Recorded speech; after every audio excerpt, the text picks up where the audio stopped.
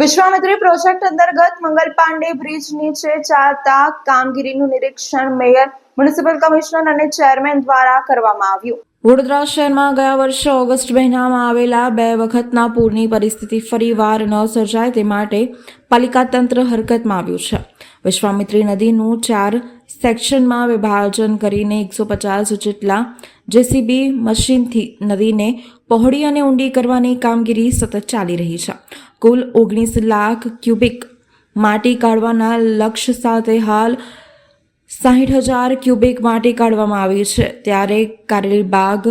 Mangal Pandey road નીચેથી પસાર થતી વિશ્વામિત્રી નદીમાં ચાલતી આ કામગીરીના નિરીક્ષણ માટે મ્યુનિસિપલ કમિશનર, મેયર, સ્થાયી સમિતિના અધ્યક્ષ સહિત સ્થાનિક કોર્પોરેટરો અને અધિકારીઓએ સ્થળ મુલાકાત લીધી હતી।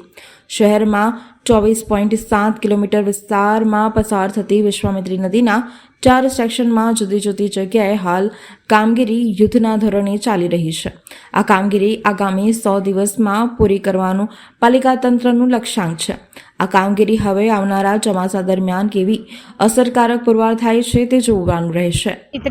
નદી અને આ વિશ્વામિત્રીના નદીમાં પાણી આવવાના કારણે પછી તે આજવા સરોવરમાંથી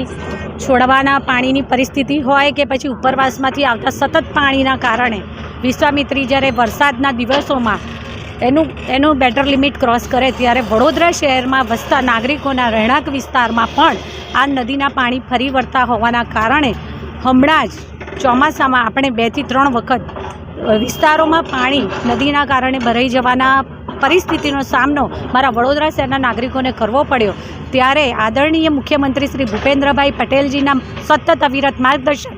અને એમની સહાય દ્વારા એમના દ્વારા જે નવલાવાલાજીની કમિટીની રચના કરવામાં આવી અને એ કમિટી દ્વારા સૂચવેલા સૂચનોને અનુસરતા વડોદરા મહાનગરપાલિકામાં યુદ્ધના ધોરણે વિવિધ કામગીરીઓ કરવામાં આવી રહી છે। પછી તે વિશ્વામિત્રી નદીને ઊંડી પહોળી તથા જે વળાંકવાળી છે તેના તટ વિસ્તારના વળાંકવાળા વિસ્તારને સીધો તથા ઊંડો કરી અને તેની પાણીની સંગ્રહ ક્ષમતા વધારવાની દિશામાં કામગીરી હોય કે પછી વડોદરા શહેરમાં આવેલા 9 થી 10 જેટલા તળાવોને ઊંડા કરવાના કે પછી નવા બફર લેકનું આયોજન હોય કે પછી દેણા પાસેના નવા તળાવ માટેનું આયોજન હોય, આ બધા જ કામગીરી યુદ્ધના ધોરણે આરંભી દેવામાં આવી છે। તેમાંનું જ એક કામ જે 4 સેક્શનમાં વિશ્વામિત્રી નદીની અત્યારે જે કામગીરી ચાલી રહી છે તેમાંથી આ મંગલ પાંડે બ્રિજ પાસે આવેલો વિશ્વામિત્રીના તટ વિસ્તાર પાસે આજરોજ વડોદરા મહાનગરપાલિકા દ્વારા અમારા દ્વારા આજે અહીં વિઝિટનું આયોજન કરવામાં આવ્યું હતું અને લગભગ અહીંયા જે કુલ 130 જેટલી મશીનરી 4 સેક્શનમાં કામે લગાડવામાં આવી છે તેમાંથી અહીં 4 પોકલેન અને 25 ડમ્પર જેટલી મશીનરી કામે લગાડવામાં આવી છે। તો સાથે સાથે ઝૂ વિભાગના અધિકારીશ્રીઓ હોય કે પછી ફોરેસ્ટ વિભાગ હોય અને સાથે કેટલીય સ્વયંસેવી સંસ્થાઓ જાતે જોડાઈ છે, કારણ કે આપણે સૌ જાણીએ છીએ તેમ કે પર્યાવરણની રક્ષા એ પણ આપણો પરમ ધર્મ છે। ત્યારે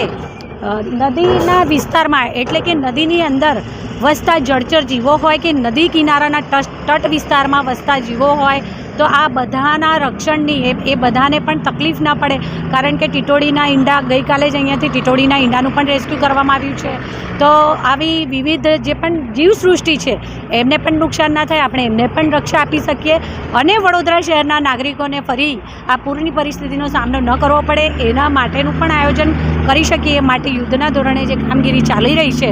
રોજે રોજ અધિકારીઓને ઓફિસમાં બોલાવી અને રોજના અપડેટ્સ મારા દ્વારા લેવામાં આવતા હોય છે, પરંતુ સમયાંતરે જે તે વિસ્તારમાં જઈ અને સ્થળ પર પણ વિઝિટ કરવામાં આવતી હોય છે। આજે અહીંયા વિઝિટ કરી છે, આગામી સમયમાં જે કલાલી સ્મશાન પાસે છે ત્યાં પણ વિઝિટ કરવામાં આવશે। તો સાથે જે તળાવ ઊંડા અને પહોળા કરી રહ્યા છે, તો જે દેણા ખાતે નવું તળાવ બની રહ્યું છે આ બધી જ જગ્યાએ વિઝિટ કરવામાં આવશે, જેથી કરી અને જે કામગીરી ચાલે છે એ કામગીરીનું અપડેટ્સ તો મળે છે, પરંતુ અમે પોતે પણ, કારણ કે 100 દિવસમાં જ્યારે કામગીરી પૂર્ણ કરવાનું આયોજન છે ત્યારે અમે બધા જ પોતપોતાની આવેલા તટ વિસ્તાર હોય કે પછી તળાવનું કામગીરી ચાલતી હોય અને ધારાસભ્યશ્રીઓ, સાંસદશ્રી દ્વારા પણ પોતપોતાના સમય પ્રમાણે વિઝિટ કરવામાં આવતી હોય છે। જરૂર પડશે તો મશીનરી વધારાશે, કારણ કે 100 દિવસ ચોક્કસ જરૂર પડે, મશીનરી પણ વધારવાનું પ્લાનિંગ છે અને મશીનરીનું જેવી વ્યવસ્થા ઉપલબ્ધ થશે ત્યારે કામના સમયના કલાકો પણ વધારવામાં જરૂર પડશે। તો રાતના સમયે પણ કામગીરી ચાલુ રાખવામાં આવશે, જેથી કરી અને આપણે જે અંદાજિત રાખ્યું છે કે 10મી જૂન સુધી કામ પૂર્ણ થાય, આ કામ પૂર્ણ કરવા માટેની વડોદરા મહાનગરપાલિકાની પૂરેપૂરી પ્રતિબદ્ધતા રહેશે.